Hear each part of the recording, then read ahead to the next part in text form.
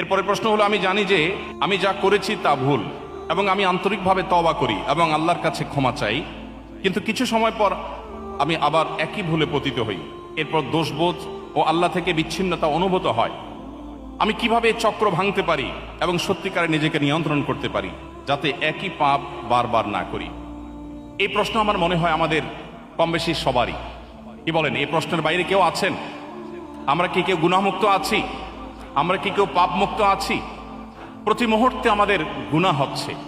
যিনি প্রশ্ন করেছেন আমি তাকে অ্যাপ্রিসিয়েট করছি, কারণ একজন মানুষ গুনাহে লিপ্ত হওয়ার পর তার মধ্যে যে অপরাধ বোধ জাগ্রত হয়, তার মধ্যে যে আল্লাহর সামনে জবাবদিহি করার বোধ জাগ্রত হয়, এটাই হলো মানুষের জীবনের সবচেয়ে বড় মূল্যবান সম্পদ। একজন ইমানদারের জীবনের সবচেয়ে ভালো জিনিস হলো এটি।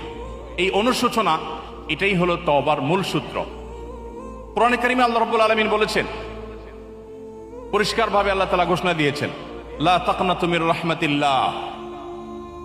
আমাদের অনেক তরুণ বন্ধুরা আছেন, জীবনে অনেক পাপাচার করেছেন, অনেক ব্যভিচারে লিপ্ত হয়েছেন, মাদকে হাত বাড়িয়েছেন, অনেক অন্যায় করেছেন, অনেক নামাজ নষ্ট করেছেন, অনেক জিনা করেছেন, অনেক চোখের গুনাহ করেছেন, মনের গুনাহ করেছেন, আল্লাহর সাথে সম্পর্ককে অনেক দূরে ঠেলে দিয়েছেন, শয়তানকে খুশি করে ফেলেছেন। তিনি অনুভব করছেন তিনি আল্লাহর রহমত থেকে অনেক দূরে সরে গেছেন, যেমনটি প্রশ্নকর্তা লিখেছেন। প্রিয় ভাইরা আমার, একজন মুসলমান হিসাবে আমাদের জন্য সবচেয়ে বড় প্রাউড করার, গর্ব করবার মতো একটা জিনিস হলো আল্লাহ রাব্বুল আলামিন আমাদের জন্য ক্ষমার দুয়ারকে ওপেন করে রেখেছেন। আল্লাহ রাব্বুল আলামিন ক্ষমার দরজাকে আল্লাহ তাআলা এতটা খুলে রেখেছেন, নবী করিম সাল্লাল্লাহু আলাইহি সাল্লাম বলেছেন, কোন মানুষ ঠিক জীবন সায়ান্নে যখন মৃত্যু শয্যায় শায়িত, যখন তিনি তার মৃত্যু নিশ্চিত জেনেছেন, ঠিক সেই মুহূর্তটির আগ মুহূর্ত পর্যন্ত তার জীবনের যে কোনো বাঁকে বাঁকে, যে কোনো মোড়ে, যে কোনো গতিপথে, যে কোনো গলিতে, যে কোনো পর্যায়ে, যে কোনো স্টপেজে দাঁড়িয়ে যদি মানুষ সিদ্ধান্ত নেয় আমি আর জাহান্নামের পথে ছাড়বো না, আমি জান্নাতের পথে যাব, নবী করিম সাল্লাল্লাহু আলাইহি সাল্লাম পরিষ্কার ঘোষণা দিয়েছেন আল্লাহ রাব্বুল আলামিন সমস্ত গুনাহ মাফ করে দিবেন।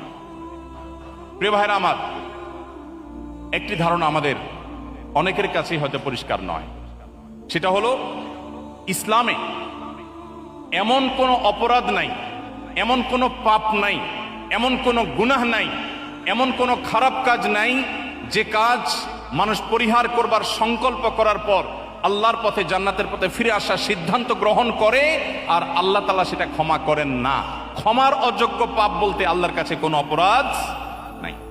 প্রিয় ভাইরা আমার, পৃথিবীতে প্রচলিত যে ধর্মগুলো আছে, কোন কোন ধর্মের মানুষ মনে করে মানুষ যত পাপ করুক কোনো অসুবিধা নাই, সেই ধর্মের নবী সমস্ত পাপ সবগুলো আল্লাহর কাছ থেকে মোচন করিয়ে নেবেন, ফলে তাদের কোনো তওবা করতে হয় না।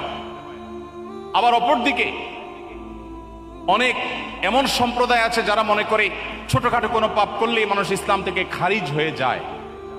এর বিপরীতে আল্লাহ তাআলা কোরআনে কারিমে বলেছেন, লা তাকনাতু মির রাহমাতিল্লাহ, লা তাকনাতু মির রাহমাতিল্লাহ, তোমরা আল্লাহর রহমতের আশা কখনো ছাড়বে না।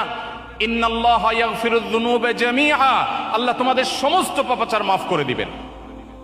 এমন কোনো পাপ নেই, এমন কোনো অপরাধ নেই, এমন একটি গুনাহ নেই যে গুনাহ আল্লাহ তাআলা মাফ করবেন না। শর্ত, আপনাকে অনুতপ্ত হতে হবে, আপনাকে আত্মশাসন করতে হবে, আপনাকে ভৎসনা করতে হবে।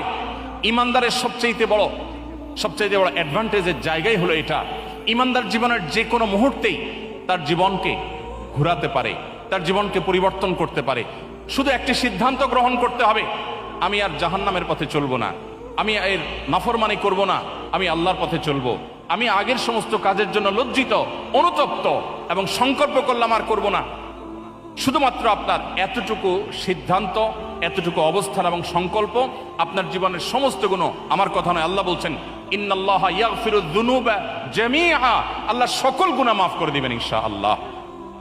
অতএব যে সমস্ত বন্ধুরা বিভিন্ন পাপাচারের কারণে নিরাশ হয়ে গেছেন, আল্লাহর রহমতের আশা ছেড়ে দিয়েছেন, আল্লাহ ডাকছেন তার রহমতের কোলে, এরপরেও যদি আপনি মনে করেন আপনার গুনাহ মাফ হওয়ার নয়, তাহলে মনে রাখবেন শয়তান আপনাকে ধোঁকা দিচ্ছে। আপনারা সবাই নিশ্চয়ই শুনে থাকবেন, ইসলামী বিশ্ববিদ্যালয় কুষ্টিয়ার একজন প্রফেসর ছিলেন ডক্টর খন্দকার আব্দুল্লাহ জাহাঙ্গীর রাহিমাহুল্লাহ, নাম শুনেছেন না স্যারের? আব্দুল্লাহ জাহাঙ্গীর রাহিমাহুল্লাহ বলতেন, শয়তানের সবচেয়ে বড় অস্ত্র শয়তানের সবচেয়ে বড় হাতিয়ার হলো মানুষকে নিরাশ করে দেওয়া, মানুষকে আশাহত করে দেওয়া। নবী রাসূলদের কাজ ছিল মানুষকে আশাবাদী করে তোলা। একজন ইমানদার তার জীবনে যে কোনো মুহূর্তে তওবা করবে, জীবন পরিবর্তন করবার সিদ্ধান্ত করবে, নিবে, আল্লাহ তাআলা তাকে মাফ করবেন। আমরা সিদ্ধান্ত নেব তো ইনশাআল্লাহ? সবাই তওবা করবো তো ইনশাআল্লাহ? আল্লাহ আমাদের সবাইকে আপনি জাহান্নামমুখী যাত্রা পরিহার করে জান্নাতমুখী যাত্রায় আসার তৌফিক দান করুন। প্রিয় ভাইরা আমার, আপনার জীবনে বহু ব্যভিচার করেছেন, আল্লাহর শপথ করে বলছি, ওলামা ইকরাম এখানে আছেন, কোরআন এবং হাদিসের একটি টেক্সট, একটি লাইন কেউ দেখাতে পারবে না যে আপনি এত বেশি অপরাধ করেছেন আপনার অপরাধ ক্ষমা হবে না, এমন একটি আয়াত এবং হাদিস কেউ দেখাতে পারবে না।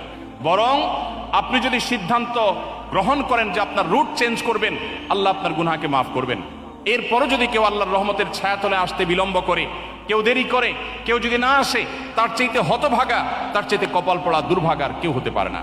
রব্বে কারীমের কাছে দোয়া করি, আল্লাহ আপনি আমাদের সবাইকে তওবা করে আপনার জান্নাতের পথে, কোরআন এবং হাদিসের পথে একজন খাঁটি মুসলিম হওয়ার জন্য আমাদের সবাইকে আসার তৌফিক দান করুন।